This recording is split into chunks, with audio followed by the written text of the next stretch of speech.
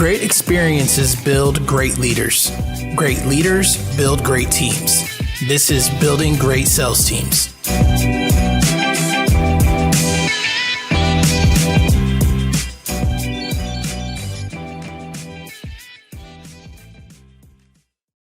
All right, guys, welcome back to the show.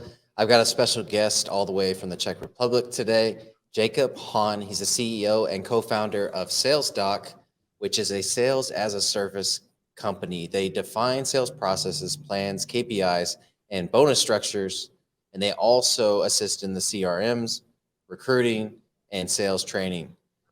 Jakub's favorite quote is, "It pays to think before you act." Jakub, welcome to the show, brother. Hi, Doc. Thanks for having me on the show. Awesome. And so I think everyone has a quote that kind of resonates with them. And for me, it's the rent. Oh my goodness. Success is not owned, it's leased, and the rent is due every day. So that's like one of my favorite quotes. It's at the bottom of my email signatures. So why is yours, "It pays to think before you act"? Well, because then sometimes you can do the work a little bit better if you just spend 5 minutes, 10 minutes before you start doing the thing, and you realize, okay, maybe I'm heading the wrong direction, and then you can, once you think a little bit up front, then you can go way faster, because I made so many mistakes, which is okay at the one point of time, that with just trying to follow my first best guess. But once I get older and more wiser, I say, okay, rush but slowly. Right. And what's that other quote? Measure twice, cut once. Yeah, measure twice, cut once. We have the same actually in Czech, so that's nice. Yeah, I also like yours. This one is nice. Success is not free. Absolutely. And another one is also, luck is an attitude. There's no luck in the life. It's more about you usually don't win the big customer by sitting on your sofa in the living room, right? Yeah. Okay, so we can go back and forth on this, because so we develop, we do something similar, but it's mainly for small businesses, home service based, right? And one of the things that I put at the bottom of every comp plans is sales are determined by the attitude. Sales are not determined by the attitude of the prospect. They are determined by the attitude of the salesman. And so that's the quote that I put at the bottom of every comp plan, basically, that they control their destiny in those terms. But okay, so why SALESDOCk? Why that name for your company? Well, one of the thing is that is a little bit you have to choose also the name based on the available domains, which is kind of a big trouble if you want to get a com domain. But also in a way, it represents what we wanted to do and what we're still doing. That where you're port, where you're dock, or where you get where you could park your sales problems, and we solve them for you or with you. Since we actually started a little bit differently at the beginning, we were more in sales outsourcing. So you could get BDRs from us, but over the time we converted more into the consultancy and full service B2B sales agency. So instead of just defining processes and training salespeople, we got also into the recruitment, and we have a new subsidiary company which does the CRM implementation. So nice. Everything you get under one roof. No, that's beautiful, and I definitely understand the different levels of that, because I started out as a dealer for AT&T. Oh, nice. And so they outsourced their door-to-door sales to us. And now, 13 years later, I'm a consultant, and basically I build the sales program, and then the client deploys it, and then I kind of maintain it after that, right? As like a fractional CSO, role. But, I definitely understand. And that was going to be like my next question is, do you all still do some of that where, okay, they don't have any salespeople, they don't have a sales division, and you go in and you act as the sales division? Do you all have people in your company that do that still? Or is it more you're going to build it out? Yeah, we can build it out for them. So in a way, if we have a company which doesn't have any head of sales or head of BD in place, and they might have one salesperson or no salespeople, so then our proposition is, okay, we give you interim head of sales who can build it up everything from scratch for you, put the team on the numbers, let them hit the quota, and once everything is up and running, we find a replacement for us and do everything what we've done, what we do during the cooperation. We process it, documented it, and then we Mhm. do the handover to the new head of sales. I like that. I like that a lot. It makes a ton of sense because you really do need to be hands-on in the beginning, and then you're able to Yeah. train somebody else to take over after that once you've developed everything within the division. Yeah, and for us, one more thing. This one is super important for us because we're s- we're still in the market, So if we do consultancy afterwards, it's not that we have 5 year or 10 years so old frameworks every every time we update them once we finish any of our projects. Mhm. No, that makes sense. So Yeah. it's for us. Okay, so I do a group. We have a group consulting that we do every Monday, right? And this past Monday, the subject was systematic performance management, and it was just a Mhm. term that I essentially made up on the spot, right? And so Nice. the way that you like that, the way that I Yeah. outline it is okay. It's managing salespeople with systems and metrics. So I Hmm. believe at a foundational level that the metrics and systems should create a red flag, right? And say basically, hey, there's an issue here. There's a conversion rate issue. There's a production issue, or one of my favorites to manage on is controllable actions, right? So Hmm. if my sales model is telemarketing, then it's how many calls are they making every day. That's a controllable action versus how many appointments that they're setting and then deals they're closing. That's a performance metric in my mind. And so when it comes to managing salespeople on metrics, what are kind of the metrics you like to focus on? And how do you, I guess, what is the performance improvement plan that you like to put in place based on that? Maybe an example.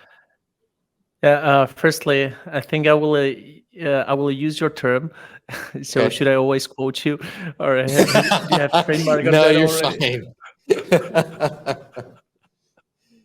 It's like a Okay. $20 word, right? Exactly. No, it's a really good one. Yeah. So when it comes to the metrics and what to look at the sales team is quite a broader question. Depends a lot on what type of company you have. But in general, where do we start? I will start a little bit from a different angle, and I get to that. For me, it's a lot about setting up the right mindset of the salespeople as well. Okay. So because very often in the sales department you see a lot of fake optimism, hoping, and bullshit when you talk about the pipelines. Hmm. And I don't want salespeople, if you have account executives on one-on-one review, I don't want them to lie me or to hope that they will close a lot of deals during that quarter. For me, it's more important be as honest as you can, as much as you can, and let's rather on the pipeline review, let's look at the things, how we can ensure that the deal will go through. So Hmm. be a little bit more critical about the opportunities. What can we do better? And that's also the same what we do on every step, on every position in sales. So that's about a mindset thing, because then it makes a little bit easier for you to handle the whole sales.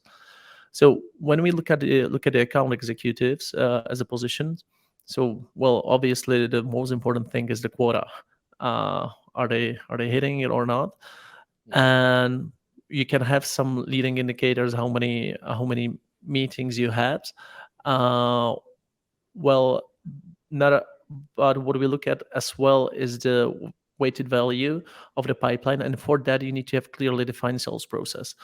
If your sales process is defined on the level, here is a introductory call, some negotiation proposal, or a negotiation closing, and there you don't have anything below that, so it's not clearly defined what does it mean, then it's hard to how to predict the pipeline.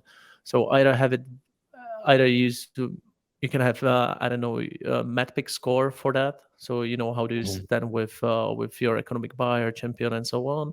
Or you can have what we use very often is milestone based sales process.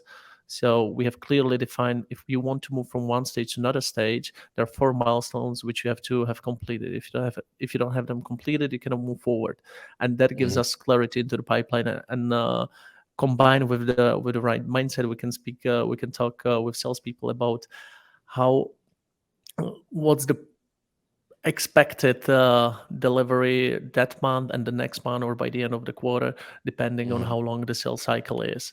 And if that is implemented correctly, the accuracy which we get is plus minus 10-15%.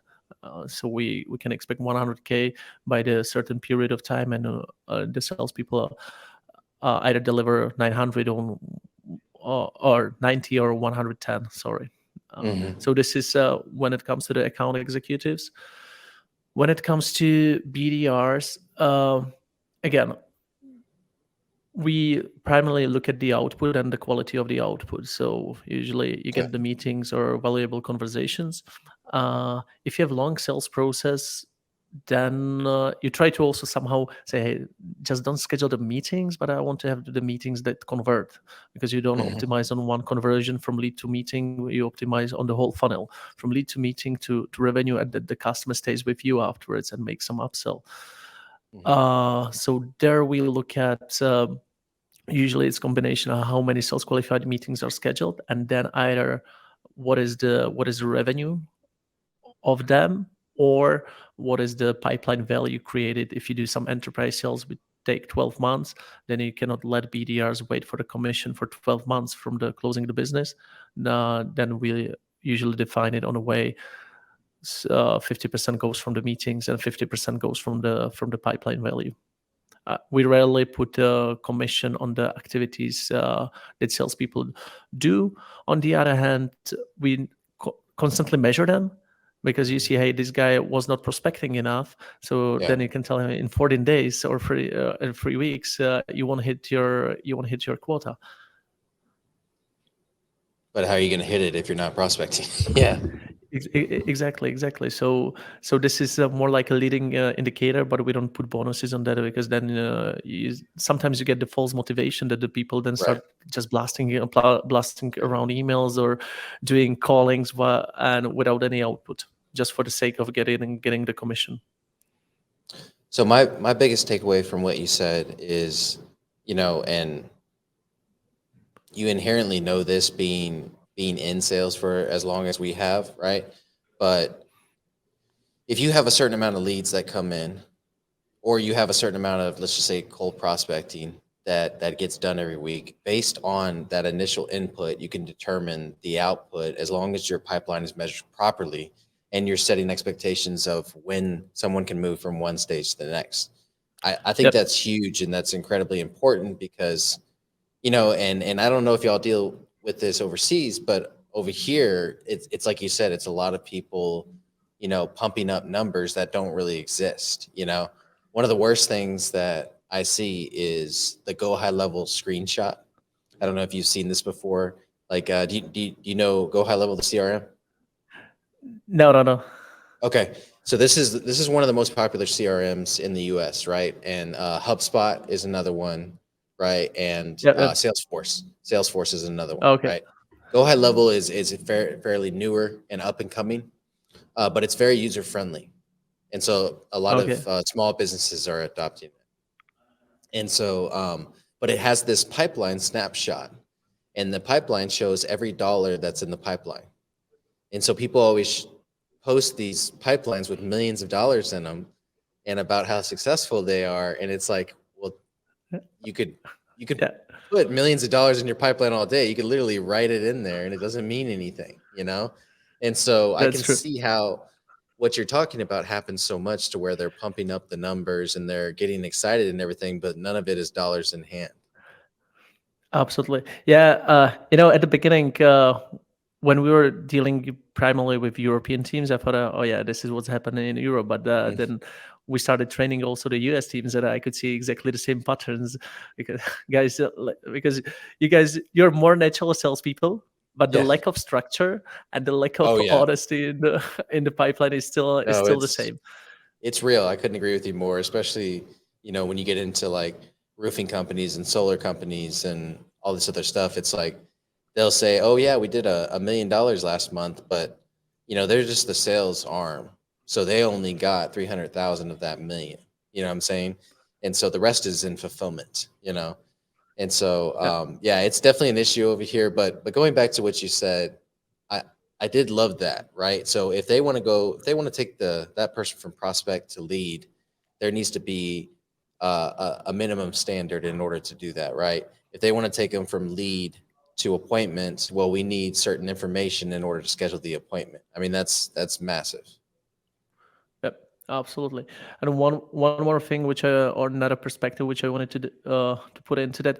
For me, whenever I'm delivering a workshop or we're on the stage at some conference, my Mhm. question is, do you know what's the number one killer of the tech companies, of the startups? And it's like having maybe in the pipeline, not having the clarity, and Okay. hoping that you will close plenty of deals. And actually, if you have in the pipeline, you're a salesperson and you don't make a deal every week, the length of the sales process in a week is not a week, is for instance 3 months, and you have there 30 deals, that tells something Mhm. wrong about it. Because the Yeah. pipeline is that the deal should flow from one side to another or be removed. And if you have them, four of them in the pipeline are stuck, then you have problem with managing the sales cycle, and you have problems then with your focus, because you don't close that much at the end of the day. Absolutely. Yeah. I finally, and it's funny, we do this for a living, right? And we're very good at it with our clients, but then ourselves internally, it's like, oh, yeah, I'll get to that later. And so I finally got to it last week. And I think I had probably maybe like 20 people in the proposal given stage, and uh, yeah, proposal given stage. And I eventually moved 10 of them over to the dead stage because they were not yeah. responding anymore. It was over. Like I needed to just purge those. So it But happens. now it's better for you, right? Because now you see, Yeah, hey, I have the 10 opportunities or deals in my pipeline I can work on. And probably it's not enough for me to hit my internal goals or goals defined for the company. So then you have to go out and find the new ones. But if you have 30 of absolutely. them in the pipeline, then you hope, hey, actually at least if 10 of them will win it, which Yeah. is 30%, that's not that bad, then no, I'm safe. But you're not. 100%. So one of the things, working, being a small business for so long and working mainly with small businesses, not really working in the corporate structure. What is the difference for you between an account executive and a business development rep? Well, account executive for me, how I understand and define the role always is the one who manages primarily from the meeting till closing. Sometimes the role is combined at 20% of the time they spend prospecting and putting their own leads into the pipeline. Hmm. Whereas the business development, either they are limited just to schedule the meetings or create opportunities, or sometimes the business development manager is like he manages the whole sales cycle from getting the lead to closing. Oh, I got you. So it can be a sales manager, but it can also be the one that generates the leads from, I guess, higher level relationships. That makes a Yeah, ton of sense. yeah, because I'm a strong ambassador of professionalization and specialization in the sales teams. So as soon as you can, you start defining clear roles for the salespeople. Like, hey, you're processing the inbound leads up until the opportunity. Then from the opportunity, the account executive will come on the meeting, take over the lead, take over the opportunity, make a business, and then after he makes a business, hands over to account manager. Because each of them, and then you have small and medium business level, or you can go enterprise Mhm. level. You can go different verticals, whatever applies for your business. Because each of the salesperson, each of the role has its specifications, and the person who is the best at cold calling and scheduling the meetings doesn't have to be the best one who then can go on the meetings and close the business. Mhm. Correct. Okay. So with all that in mind, I was going to talk a little bit about outbound strategies and then kind of parlay into, the setter, closer, manager model, right? And Mm. so let's kind of skip over the outbound strategies real quick and talk about that, what you just went through. Because, that's what we call that: setter, closer, and then account manager, right? Oh, okay. And so do you use that as an opportunity structure? Is that how you kind of like the new people coming into the company, they're the appointment setters, the and then when they get promoted to account executive or AKA closer. Is that kind of how you structure the opportunity, like long term for entry level sales reps? Can be applicable, but not all of the meeting setters, how we call them, or BDRs, have the skill set or have the capability to move into the account executive. It could be that if they're good leaders, they can move into BDR managers, meaning they're Mhm. managing another BDRs. Or it also could be that they will become the experienced BDR who can then help you develop the Fortune 500 type of clients, where you have to have really senior guy who knows how to call, who knows how Okay. to lead conversation with executives, and he works hand in hand with with account executives. The thing is, I think yeah, when I check out the latest report on the BDR role, so the meeting setter, usually the median time when they stay with you is 17 months. Uh, so Mhm. then they move somewhere else. So you better you better also look at the career path for them. And I think it could be, it depends on the organization which you have, but we do that on the individual base when we see where the person is strongest. Mhm. So after half of a year, we get more specifically, hey, so let's set up the career journey for you. I think it's interesting between small business and enterprise level business, right? Because in my mind, the BDR would be the most experienced one on the team. You know what I'm saying? And Yeah. they they would they would be above an account exec in the sales process, right? And so, but what you're saying is at an enterprise level, they're probably in the sales process, at least they're probably the first person that actually gets that lead, kind of like what we talked about earlier. And then they set appointments for their account executives to close them. And so they tend to be the most experienced person in the enterprise level too, right? But just in a Yep. different point in the sales process, I feel like Yeah, a little well, bit. it depends on. Just correct me uh, if I don't answer it correctly. So you say in your type of business, the most senior one is the opens the door, and then somebody takes over and close the deal. That's what you were Well, saying. I realize I said it wrong. The least senior person is the one that opens the door. So that's the Yeah, setter, yeah, is yeah, what we call it. Yeah, that's the setter, is what yeah. we call it. We don't call it a BDR. But in the software world, the BDR is the first one. Versus in the home service world, the setter is the first one that gets that appointment. So it's basically the entry level position in the sales org. Yep. Yeah. Yeah. The same for the software. The BDR is usually the entry level. You start Oh, cold it is. calling, getting Okay. there. Yeah, yeah. So yeah, this is the same, and then you have account executive who is more senior and more expensive. That's also the way how you do the professional specialization, because the cost, you look at the cost per meeting and then Hmm. cost per deal, and you can, if set it correctly, you can have it cheaper with the BDRs in the team. And once they get more experienced, they are the ones, so those are the BDRs with 3 to 5 years of experience, then they can develop the big enterprise clients, meaning Okay.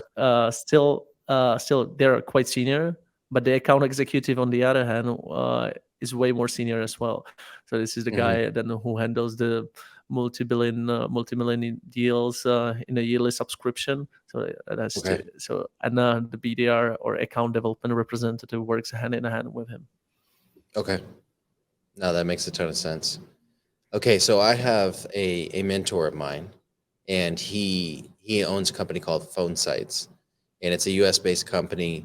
And basically, what they do is they make it very easy for you to build a website a funnel, Hmm. or Hmm. a landing page, a contact page from your cell phone, right? It's super easy to use. It comes with templates. You drag and drop. Anybody can develop these things, and they're typically sales centric sites. And they're probably the better ones at the business card page, right? And Hmm. so, how would you recommend a company like that go international, right? Probably 95% of their consumer base is US based. And so, how would they kind of break into maybe South American market or overseas market? Well, for that, I would have to need little bit more, specifically for this company, but I'll try Hmm. to giving you the answers. Well, the question is whether I guess they're going to be inbound driven, because usually, so those are small deal sizes, and Hmm. in comparison, like I guess people are not spending 20K yearly on Right. their platform. It's like 250 to 350 per account. And so, and then Oh, oh, with that account, you're able to make multiple, unlimited sites essentially. So it's a very low cost. yeah. Well, this is a more about product-led growth and more about having the inbound marketing, generating the leads. Uh, Hmm. Involving salespeople would be, is that 300 a yearly or monthly? Yearly. Yearly. Oh, okay. So I think involving they have a salespeople. 49 a month product, and then they have like Oh, a 350 a year or something like that. Yeah. So yeah, okay. 100% having salespeople, it'd be hard to pay them. Yeah. Yeah, exactly. And even just calling the customers would be to even the ones that they generate as leads would be quite costly Okay. for them. So They in order do. to, They do have an enterprise product. So I would imagine that's more of a okay. custom pricing for the enterprise companies. Yeah, yeah. So this one is actually the one that you can afterwards either generate the leads inbound, or you can set up the outbound team. In general, outbound team doesn't pay off if your ticket is lower than 20,000 yearly subscription.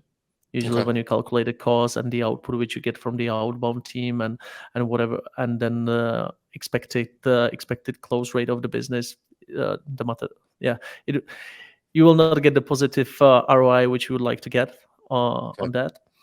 Well, and then for sure, like if well, then it's about who, like the typical stuff. Who is your ideal customer profile if you want to involve the sales?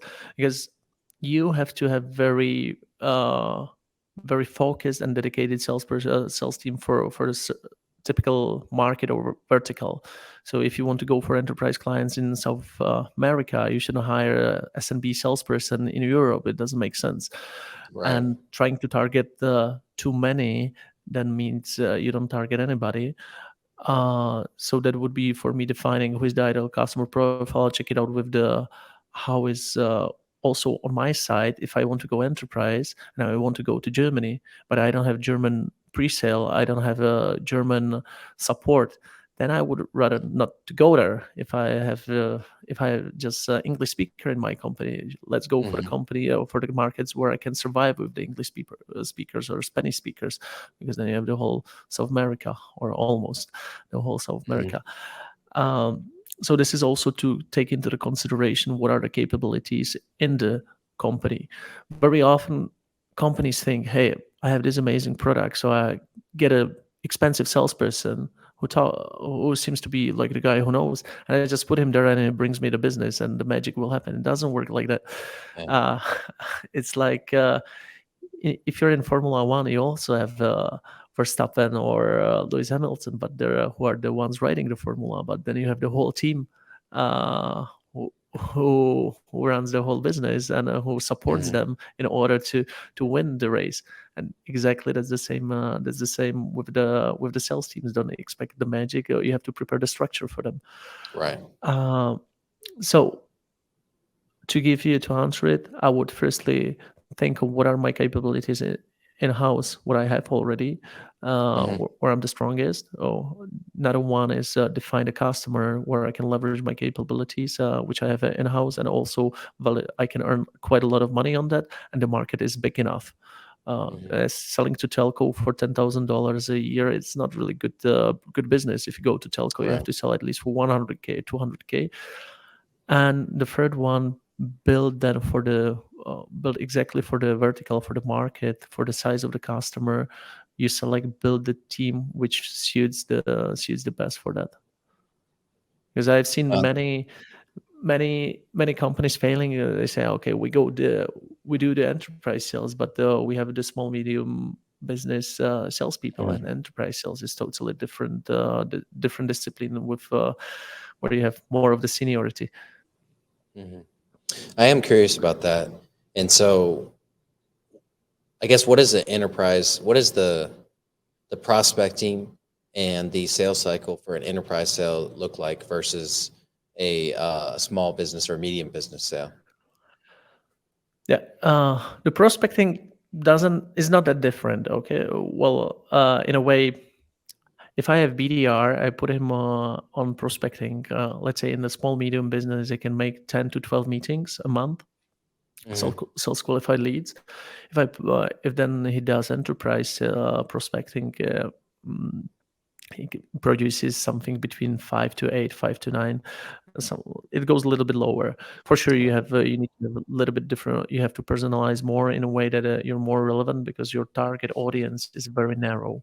So instead of having thousands of prospects, yeah, just for you have, for instance, 2,000 prospects for the whole company around the globe. If you target telco, there are 2,000 telcos around the globe, and you have few BDRs for that. So each of them will have only lower hundreds of telcos, where they constantly engage with them, and they know the telco quite well. They read their annual reports, so they try to find there some information which they can use to prospect and be relevant for the telco, connected with their product and service, and be relevant. Whereas in the small medium, this, like, you don't read annual reports of the smaller companies if you have 5,000 prospects in your pipeline. So that's how it is different from the BDRs.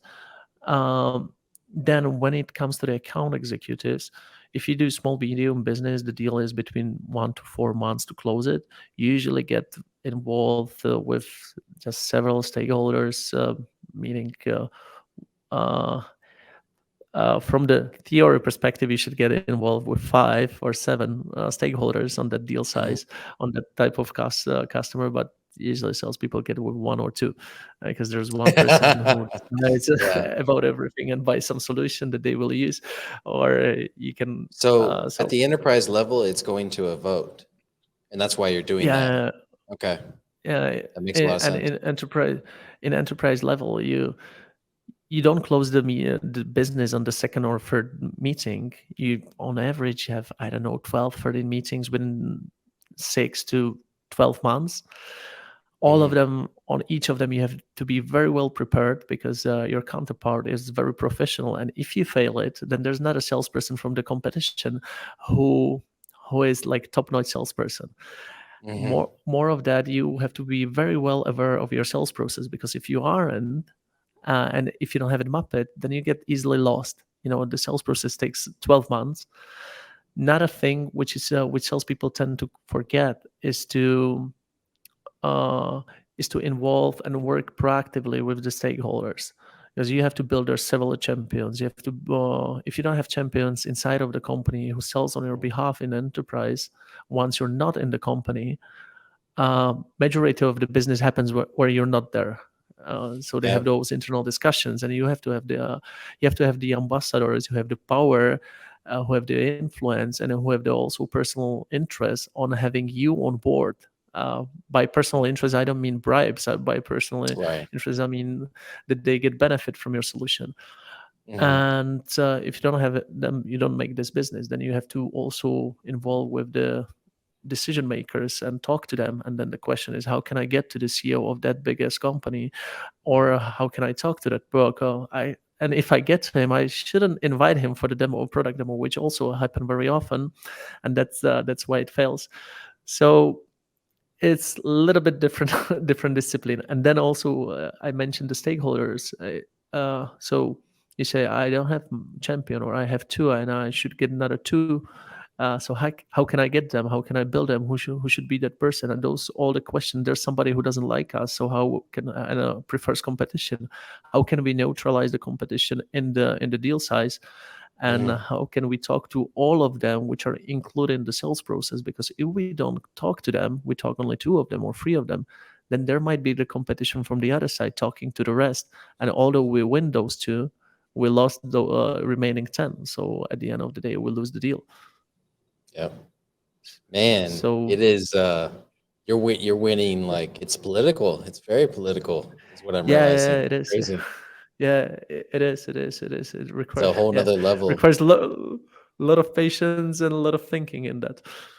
Well, I think when you, from an education standpoint, because most of our listeners are, small to medium sized business, salespeople, Mm, sales orgs, or business owners. I think from an education standpoint, what they can take from that is it's not always about the decision maker. It's also about the company as a whole and making sure that you're getting absolutely. everybody on board. Because when they go to make that decision, getting everybody on board, whether it be the project managers or the salespeople at that company or the market CMO, CSO, whatever the case is, the more people that you get on board when they have that meeting and they make that decision, then your decision is going to go a lot smoother because you've hit it from every angle. Absolutely. A Absolutely. hundred percent. Absolutely. You don't want to get there any blockers. Yeah, exactly.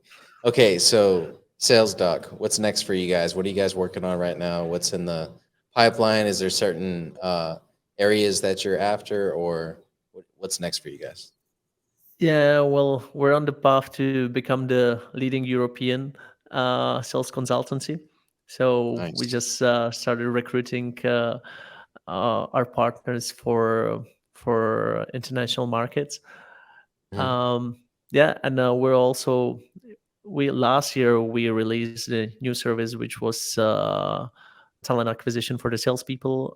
So Hmm. recruiting salespeople, or recruiting CROs and VP of sales, and also we set up a subsidiary company for Salesforce implementation, because so that Nice. we can provide a 360 view on the sales. And this year is about, okay, so we have few plates spinning, and we have to make them stable and grow them as fast as we Yeah. defined for that. And that's a lot of stuff on our plate right now. No, that's So amazing, you can, and yeah, I love the Salesforce implementation because I do believe Salesforce is the best CRM out there, at least US based or available to the US. But it is incredibly complicated, and the only time that I yeah, really got the full benefits from it is when I had someone in the company that was, I think, what is it called, Trailhead certified, or they've gone through yeah. their Trailhead system or whatever they call it. I can't remember what it's called, but No, you have. Trailhead. You're right. Yeah, Okay, okay, and that's incredibly important. So that I think that's really cool that you guys are doing that. Okay, so yeah. I'm gonna pivot. Oh, go ahead. Now, I just wanted to say one thing. You're absolutely correct. Though, at a certain period of time, the only CRM you end up is the Salesforce. The Hmm. path could be through the different ones, the ones you're smaller and so on. But usually, also was the best practice once you build up the company, which has several hundreds of employees, you end up Hmm. on Salesforce. And the second one, you set it up right away with Salesforce, because hey, I don't want to go through the migration within a year or two Yeah, years. I just like, let's do it in a way as it should be let's do it from the now. beginning. Yeah, Let's do it now. exactly, absolutely. So one of the talking points of the show, because we do believe great leaders build great sales teams, right? And so one Absolutely. of the talking points of the show is legacy. I think, it all comes down to that legacy motivation, right? And legacy means different things for different people. And so my last few questions for you is, what does legacy mean to you, and what legacy do you want to leave behind? Uh, okay, this is an interesting question. For me, my I would use another of my quotes. What my grandfather was always telling me. He told me, "Hey, nobody will look at no, at the end of the day, nobody will ask how long did you did that, but everybody will ask you who did that. So that's also how I look at the projects, that whatever we do, we have an impact on the customers, and that's and that's in SalesDock, that we just don't deliver the workshops. We try to change the behavior of the salespeople. So that's afterwards when you see the customers referring you not the customers, or saying, hey, this actually, if we have done it 2 years ago, we would be way farther in our development. That's the legacy for us. So leave behind the great projects with the great people. And sometimes, we go the extra mile. We're not that profitable on the project, but after all of the project we've done, we can say, hey, we've done everything we could in order to make the project successful or keep the project alive. That's the attitude. No, I love it. And I think that's massive. The last thing that you said too is like, it takes a certain level of success to say, hey, the project is more important than the profit in this situation, and we're going to go after having a massive impact with the project. Because I think it's very important what your grandfather said. It doesn't matter how long you do something, it matters who did it. I love that. That's a great quote. Definitely going to steal that one. What's your grandfather's name? Oh, Rostislav. I guess it's going to be quite complicated for you. We'll do our best. We'll do our best to quote him in the show notes for sure. For sure. Yeah.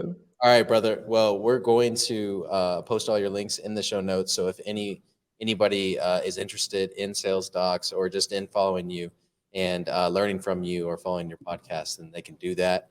I appreciate you coming on the show and sharing this next level knowledge. I think we're all very excited to implement. Thank you very much for a pleasant talk with you, and wishing you best of luck with your podcast. I appreciate it. Thank you so much, Jacob. Let's get building. Cool.